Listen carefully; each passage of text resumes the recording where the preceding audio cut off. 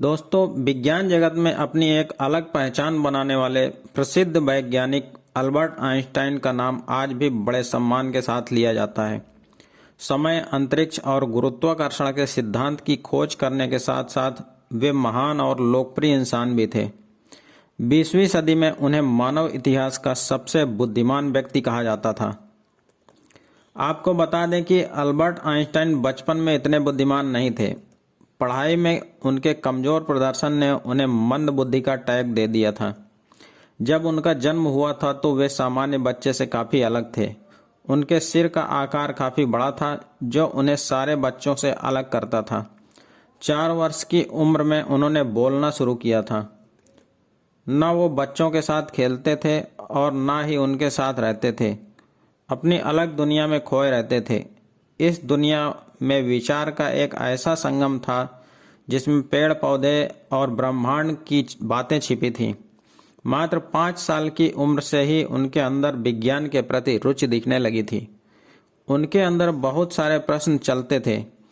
उनके पिता ने उन्हें एक मैग्नेटिक कंपास लाकर दिया था, जिसकी सुई हमेशा उत्तर की ओर रुकती थी। वे सोचते थे कि ऐसा आखिर क्यों होता है। बोल न पाने की समस्या के चलते अल्बर्ट आइंस्टाइन ने स्कूल जाना बहुत बाद में शुरू किया था, और जब जाना शुरू किया तो उन्हें स्कूल बिल्कुल जेल की तरह लगता था।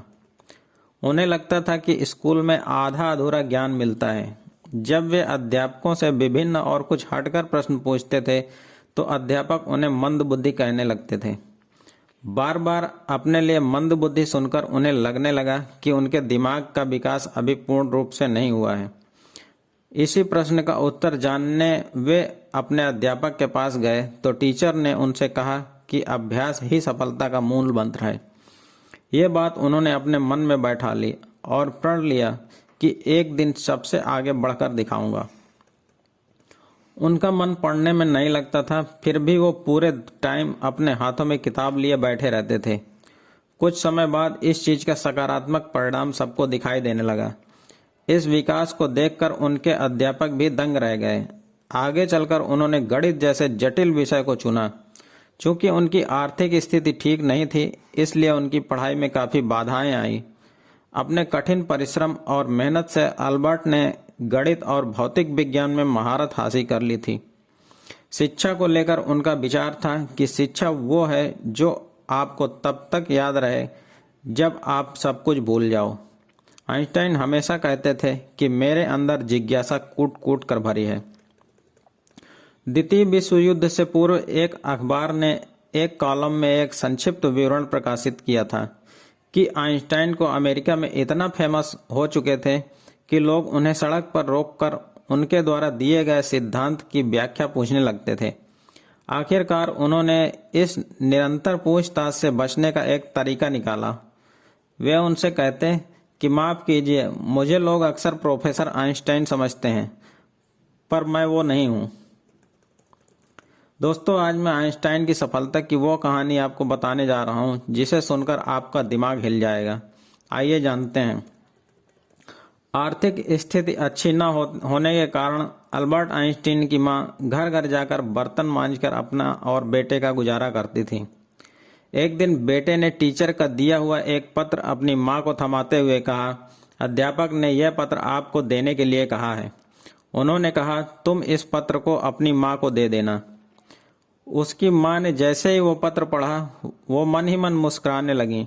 मां को मुस्कुराता देख बेटे ने खुशी का कारण पूछा, जिस पर मां ने बड़े प्यार से बेटे के सिर पर अपनी ममता का हाथ फेरते हुए कहा, बेटा, इसमें लिखा है कि आपका बेटा कक्षा में सबसे होशियार है। हमारे पास ऐसे अध्यापक नहीं हैं जो आपके बेटे को पढ़ा सकें, इसलिए आप इसका एडमिशन किसी और स्कूल में करवा दीजिए। लड़का यह सुनकर बहुत खुश हो गया और मन लगाकर पढ़ने लगा। माँ ने बेटे का एडमिशन दूसरे स्कूल में करवा दिया। उस बच्चे ने खूब मन लगाकर पढ़ाई की और आगे चलकर अपनी मेहनत के दम पर महान वैज्ञानिक अल्बर्ट आइंस्टाइन बने। वक्त गुजरता गया और एक दिन महान वैज्ञानिक अल्बर्ट आइंस्टाइन की मां का निधन हो गया।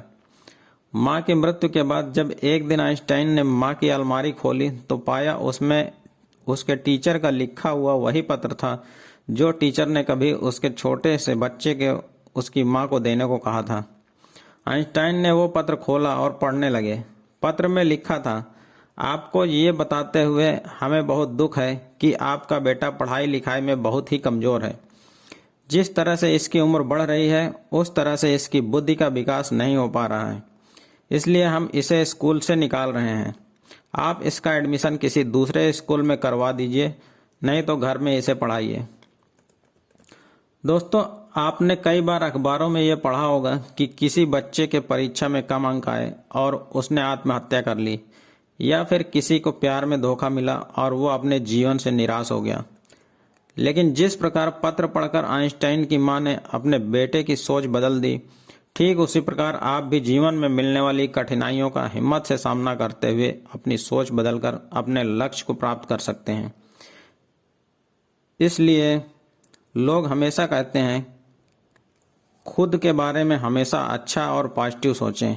आपकी सफलता में आपकी सोच का बहुत बड़ा हाथ होता है। दोस्तों, आपको यह वीडियो कैसी लगी कृपया हमें कमेंट करके बताएं तथा वीडियो को लाइक करें और चैनल को सब्सक्राइब करना ना भूलें। धन्यवाद। जय हिंद।